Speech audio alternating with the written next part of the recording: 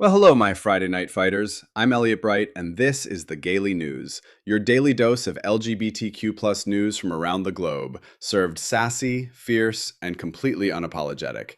It's August 7th, and the headlines are a mix of political comeuppance, policy fights, and a little joy. Here's the quick rundown. Trump endorsed anti LGBTQ Congressman Andy Ogles just lost his primary in Tennessee. Gay lawmakers in New York are pushing a bill to legalize bathhouses. Olympian Gus Kenworthy proposed to his boyfriend. In the UK, parents of trans kids warned the government about a harmful new school policy and were ignored. And British tennis just banned transgender women from all competitive female matches. Let's get into it. We start in Tennessee, where voters handed a clear rejection to one of Congress's most openly hostile voices. Representative Andy Ogles, a Trump-endorsed MAGA Republican, lost his primary to former State Agriculture Commissioner Charlie Hatcher. Ogles had a long record of attacking LGBTQ plus people. Just this past June, he posted that homosexuality has no place in America. He has also called HIV and trans-related healthcare information a grave moral evil and described a Super Bowl halftime show as gay pornography. Despite the president's full-throated endorsement and last-minute campaigning, Ogles was defeated. Sometimes the loudest bigots still get shown the door, even by their own party. Next, up in New York, gay state lawmakers are introducing a bill to legalize bathhouses. For decades, New York has banned these venues, a policy that supporters say drove sex spaces underground and created more health risks, especially for gay and bisexual men. The lawmakers argue that regulated legal spaces would be safer and more transparent than the current underground reality. It's a practical, public health-minded push that treats adult queer people like adults instead of problems to be managed out of sight. On a brighter note, out Olympian Gus Kenworthy surprised his boyfriend with a romantic proposal during a getaway.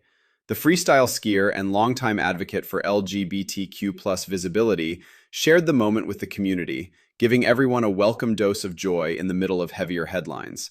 Representation isn't just about policy fights, it's also about queer people living fully and celebrating each other out loud. Crossing the Atlantic, parents of trans kids in the United Kingdom are sounding the alarm. A parent-led group called Transparent Action sent the government a detailed report on how new school guidance would affect transgender students. They urged ministers to use the 2026 Keeping Children Safe in Education rules to protect rather than isolate trans kids.